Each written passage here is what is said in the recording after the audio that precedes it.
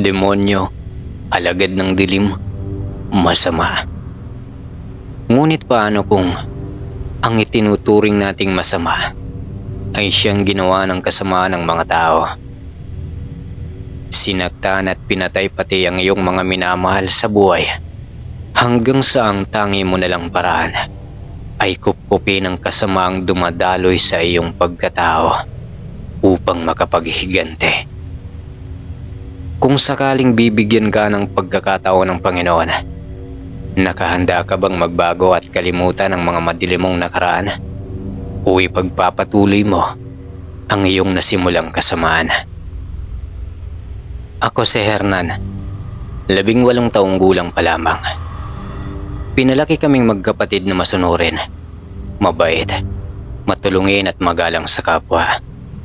Simple at tahimik lamang ang aming pamumuhay at pagsasaka ang tangi naming pinagkukunan ng aming pangangailangan sa aming pang-araw-araw.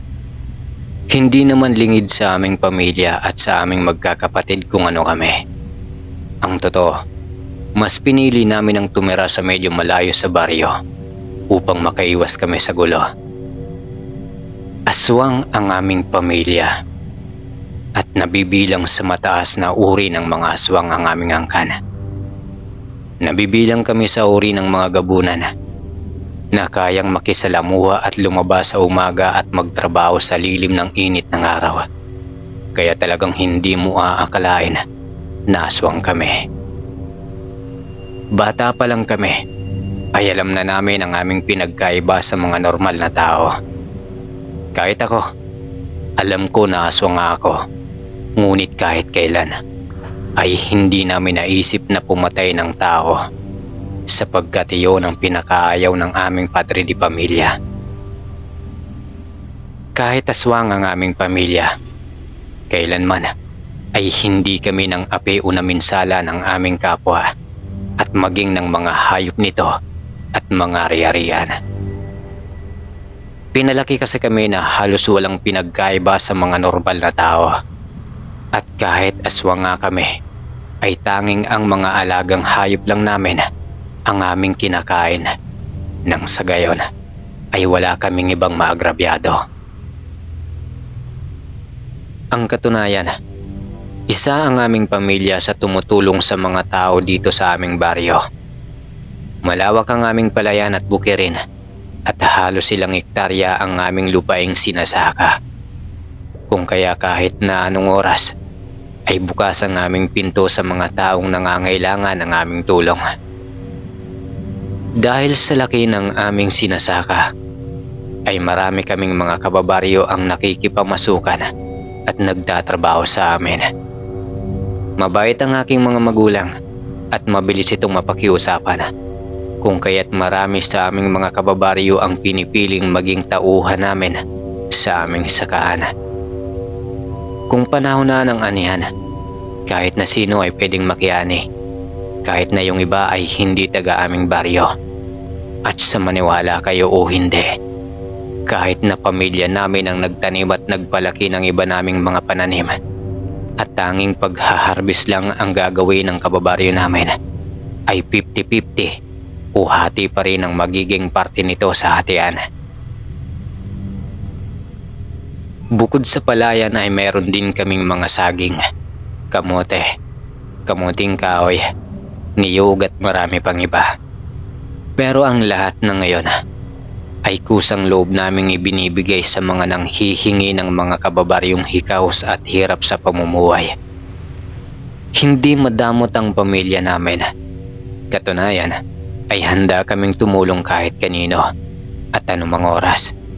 Kahit naswang ang aming pamilya, ay hindi iyon naging dahilan upang magpakita kami ng aming kabaitan sa aming kapwa.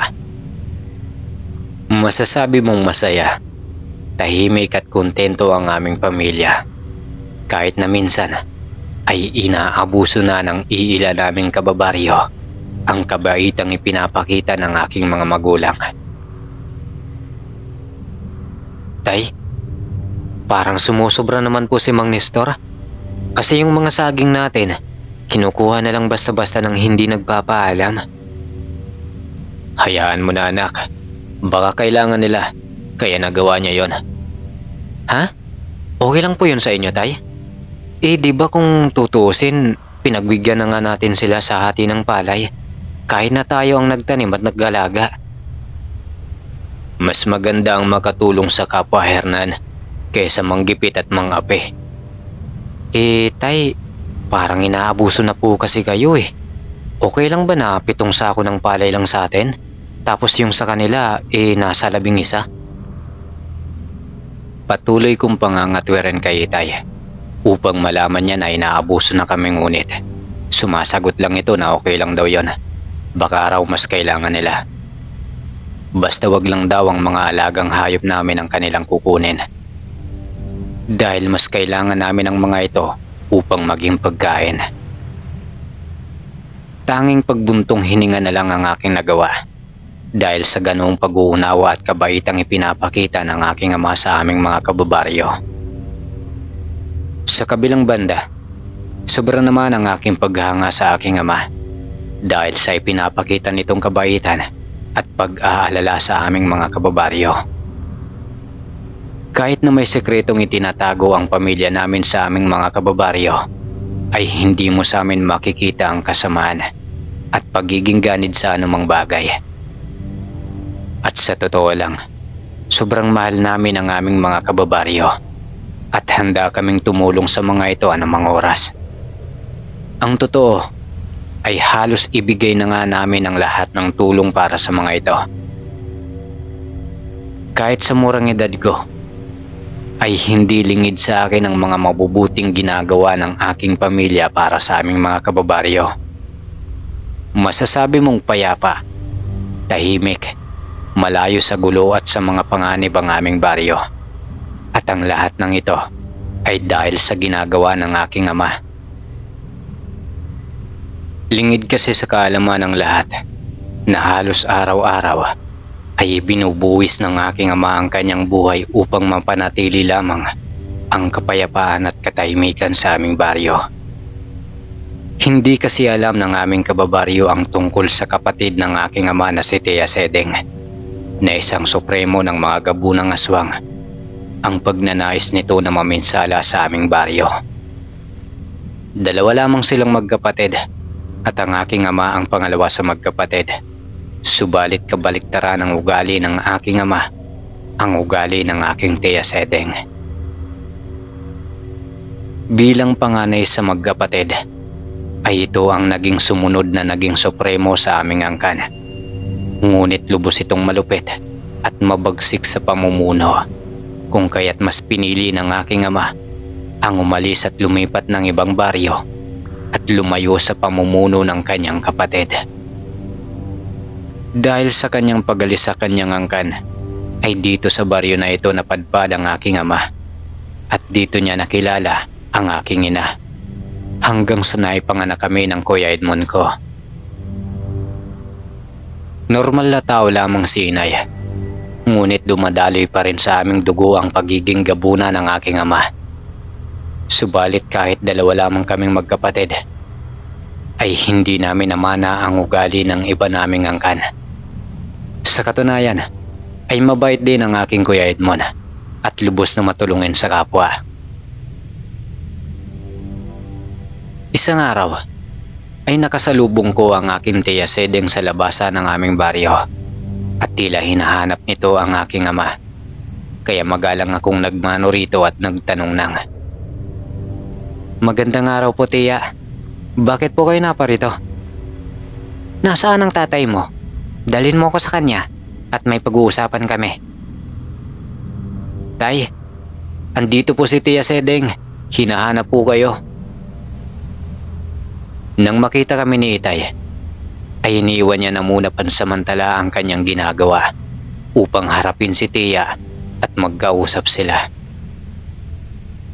Nang makalapit na nga ang Tia Sedeng kay Itay, ay nag-usap na ang dalawa at mukhang seryoso ang mga pinag-uusapan, kaya umalis na lang muna ako. Tumungo naman ako kay Kuya Edmond sa di kalayuan ni Itay at tumulong sa ginagawa nito. Habang tumutulong ako kay Kuya at abala sa aking ginagawa, ay napatingin na lang kami bigla ng Kuya Edmond sa kinaroroonan nila Itay. Dahil tila tumataas na ito ng boses at patuloy sa pagsasagutan at tila mayroong hindi pinagkakaunawaan. Nakita ko rin na nakikipagsagutan ng Tia Seding kay Itay at tumataas na rin ang boses nito. Dahilan upang maging ang ibang manggagawa namin ay makuha ang atensyon ng mga ito.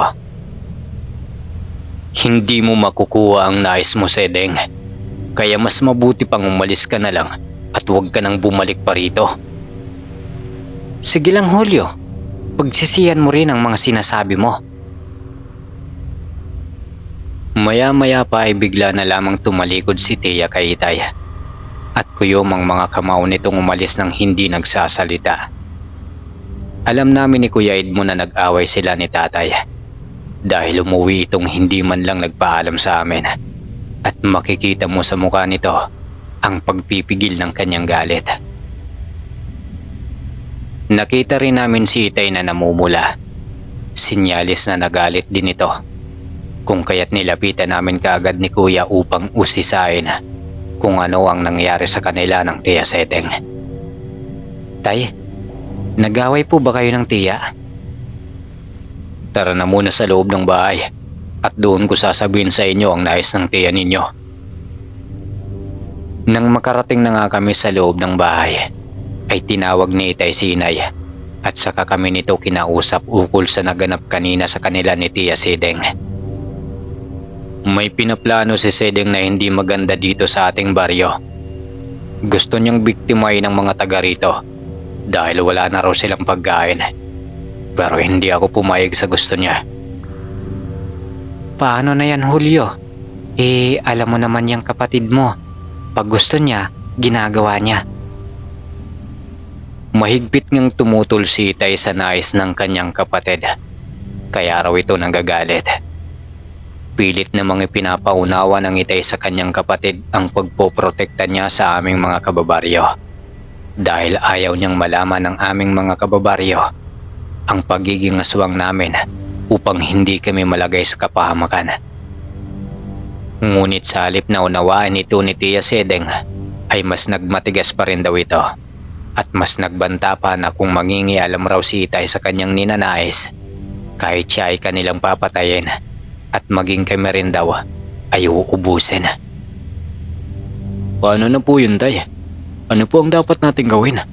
Nang sa ganun, hindi na matuloy ang pinaplano ni Tia. Hayaan niyo ako ang lulutas sa problemang ito. Huwag kayong mag-alala.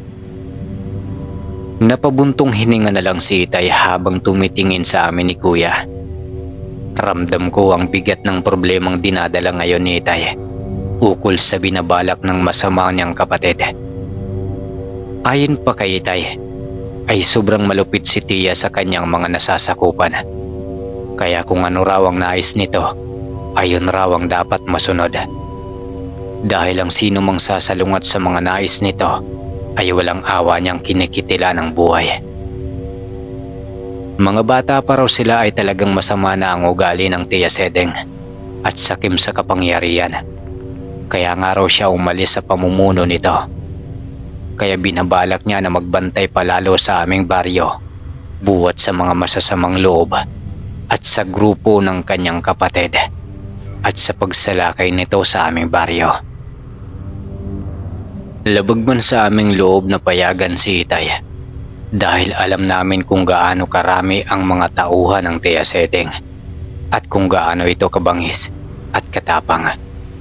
Ngunit buo na ang loob ni Itay na gawin ang kanyang pinaplanong pagbabantay sa buong baryo upang maprotektahan lang kami. Simula ng araw na yon ay maagang nagpauwi si Itay ng aming mga tauhan. Alas 4 pa lang ng hapon ay pinapauwi na ni Itay ang mga taga-baryo namin na nagtatrabaho sa amin upang maaga raw itong makapag-asikaso sa kanilang pamilya. Dahil sa ganoong desisyon ni Itay, ay marami sa aming mga kababaryo ang natuwa sa ginawa ng aking ama. Dahil mas may oras raw sila sa kanilang mga asawa at anak. Ngunit lingid sa kanilang kaalaman na mayroong panganib na nag-aantay sa kanila na pilit sinusolusyonan ng aking ama. Kahit yung mga manggagawa naming taga-kabilang baryo ay natuwa sa pagpapauwi ni Itay ng maaga. Dahil buo pa rin daw ang ibinabayad ni Itay sa kanila, tapos makakauwi pa ng maaga. Pero ang hindi alam ng lahat, nagsisimula na palang maghasik ng lagim ang angka ni Tia Seding sa aming baryo. Isang araw ay may napabalita na mayroon daw inatake di umano ng aswang na taga-kabilang baryo. At yun raw ay tauhan namin sa bukid at papauwi na sana sa kanilang bahay. Halos hindi makapaniwala ang mga taga-baryo dahil ang sabi, alas 5 pa lang ng hapon pero umatake na ang aswang. Nagtaka pa nga ang mga ito dahil hindi nila akalain na may ganoong aswang raw pala ang kayang umatake ng may araw pa. Alam kong gabuna ng aswang na yon at nagagawa nitong umatake ng may araw pa. Ngunit nanahimik na lang ako sa mga nag-uusap at pinili ko na lang ang makinig sa mga pinag-uusapan ng mga ito. Sigurado akong angka ng Tia Seding ang mga iyon at alam kong nag-uumpisa na ang mga ito na maminsala sa aming baryo. Kung kaya't nagmadali na akong umuwi ng bahay upang ipaalam sa aking ama ang mga nangyari. Tay, Nay, mayroon daw pong nabiktima ng mga aswang at tauhan raw po natin ang nabiktima. Diyos ko po, Julio, ano nang gagawin natin ngayon? Mamayang gabi magroronda ako para masiguro ko kung ano ba talaga ang nangyayari. Pagsapit ng alas 6 ng hapon, ay naghanda na si Itay upang magbantay at maglibot sa buong paligid ng aming baryo. Edmond, anak, ikaw na ang bahala sa nanay at kapatid mo ha. Magdubli ingat kayo rito. Opo Itay, mag-iingat rin po kayo. Ang pagkakaalam kasi ni Itay ay maaga na akong natutulog. Ngunit ang totoo ay sinadya ko talaga ang matulog ng maaga upang sa pagbabantay ni Itay ay masamaan ko siya. Lubos kasi akong nag-aalala sa kanya dahil mag-isa lang siya sa paglilibot sa aming buong baryo upang magbantay at magmasid. Habang kinakausap ni Itay si Kuya Edmond upang bilina ng mga kailangan nitong gawin, ako naman ay naghanda na sa aking paglabas ng bahay. Nilagyan ko ng unan at ginawa kong pahaba ang aking higaan at tinakpan ng kumot para magmukhang kunwaring tao na natutulog. Pagkatapos ay dahan-dahan na akong lumabas ng kwarto at dumaan sa likuran ng aming bahay. Nang maisagawa ko na nga ang makalabas ng bahay, ay pasimple akong tumago muna sa masukal na talahiban sa di kalayuan sa aming bahay upang abangan ang pagdaan ng aking ama. Maya-maya pa ay nakita ko na nga si Itay na naglalakad habang may hawak itong flashlight sa kanang kamay, habang may sukbit itong itak sa kanyang baywang. Tahimik lang ito sa paglalakad at nakikiramdam sa buong paligid, kaya medyo inantay ko muna itong makalayo bago sinundan. Una itong pumunta sa sentro ng aming baryo at naglibot roon upang tingnan kung walang mga taong umaaligid. Tumagal din muna ito ng ilang oras sa sentro ng baryo upang magbantay. Nang mga bandang alas 8 na ng gabi, ay unti-unti na itong naglakad papuntang labasan ng aming baryo upang doon naman maglibot at magbantay. Hay, nakakaantok na. Mukhang hindi na ako tatagal sa pagbabantay. Bulong ko sa aking sarili dahil sa mura kong edad ay nakakaramdam na talaga ako ng antok. Ngunit para sa aking ama na walang kasama sa pagbabantay, ay matyaga ako itong sinamahan ng palihim. Naisip ko na mga bandang alauna na lang ng madaling araw ay uuwi na ako upang makatulog na rin at makapagpahinga. Sa aming pagbabantay ni Itay, Mga ilang oras pa ang nakalipas ay may napansin kaming grupo ng mga tao na papalapit sa kinaroroonan ng aking ama. Nang malapit na ito ay nakita ko na ang tiya Siding ko at may mga kasama nito. Kaya mas nagtago ako sa masukal na kakahuyan upang hindi nila ako makita at mapansin. Maya-maya pa ay narinig kong nagsalita si tiya Siding kay Itay ng, Julio, huwag kang sakim. Sobra kang pabiday. Baka nakakalimutan mo na. Mga kalahi mo din naman kami. Kaya bakit mo pinoprotektahan ang mga tao na yan? Sa halip na ipaubaya mo na lang sa amin. Siding, huwag ka nang magaksaya ng oras. Dahil ang baryo na ito ay parang pamilya na ang turing ko. Kaya kung sino man ang may balak gumawa ng masama, ako ang makakalaban. Talagang sagad na sa mga buto mo ang iyong kahambugan, Julio. Mga alagad, lusubin at patayin niyo ang mayabang na yan. Utos ni Tia Siding sa kanyang mga nasasakupan. Halos manginig ako sa takot nang marinig kong iniutos ng Tia Siding na paslangin ang aking ama. Ngunit kahit na anong gawin ko, ay wala akong maitutulong kay Itay. Dahil sa dami ng bilang ng mga kasama ng Tia Siding. Sa isang iglap ay nagkaroon ng paglalaban. At kahit na mag-isa lamang si Itay sa dami ng bilang ng mga kaaway, ay hindi ito nagpatinag o nagkaroon man lang ng takot upang lumaban. Walang ano-ano, ay biglang nakita ko na nagpalit ng anyo ang lahat ng mga kasamahan ni Tia Siding sa pagiging mabangis na dambuhalang aso. Sobra itong nakakatakot at sobrang mabangis tingnan. Nanlilisik ang mga mapupulang mga mata. Nagtutuloy sang mga ngipin at mahahaba nitong kuko na patuloy sa paglalaway. Nang makapagpalit ito ng kanilang mga anyo, ay walang pagdadalawang isip na sumugod ang mga ito sa aking ama. Kaya binunot ni Itay ang kanyang sukbit na itak at walang humpay sa pagwasiwas nito sa mga kalaban. Lumaban siya ng lumaban kahit na sa tingin niya ay mukhang dihado na siya sa laban dahil sa dami ng bilang ng mga ito. Ano, Julio? Kaya mo pa ba? Ngayon mo patunayan yung sinasabi mong walang pwedeng mangialam sa baryo mo. Kahit anong mangyari, hindi ako makakapayag na maminsala kayo rito. Kahit buhay ko pa ang kapalit. Nang marinig ni Tia Siding ang mga sinabi ni Itay, ay mas nagalit pa nga ito at inutusang sugurin si Itay at patayin. Mga kasama, patayin niyo ang tampalasang kong kapatid.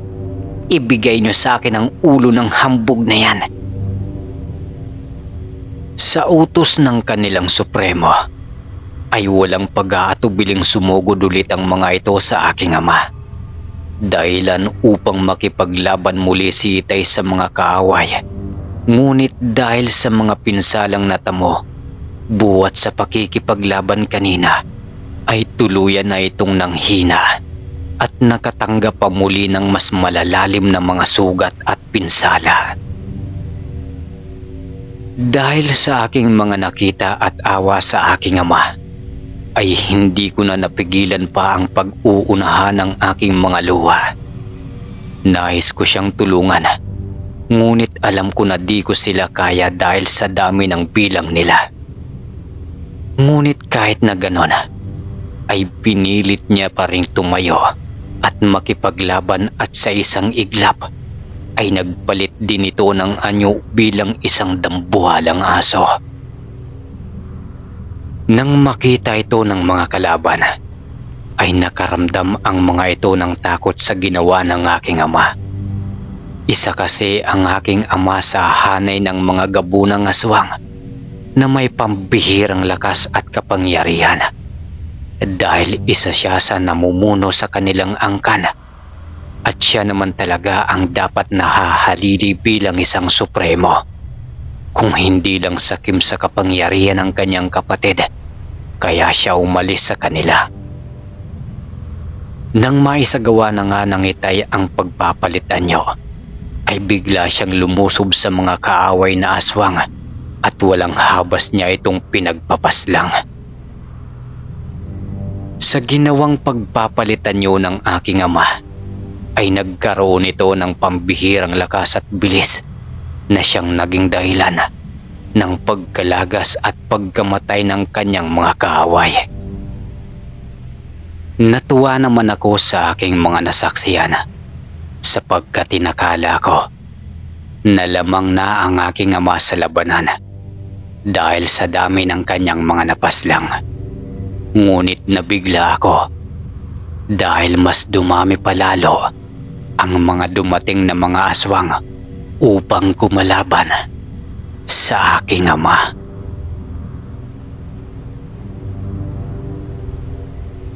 Hanggang dito na lang muna ulit ang ating kwento. Kasalukuyan ko munang puputulin dahil gagawin natin ulit itong 3 parts. Kung nagustuhan nyo ang ating kwento, pwede nyong i-like, i-share at mag-comment na rin para sa pagwawakas ng kwentong ito ay mabati ko kayo bilang ganti sa pagsuporta nyo. Huwag nyo rin palang kalimutang mag-subscribe at pindutin ang notification bell para updated kayo sa mga susunod nating upload. Yun lang. Salamat.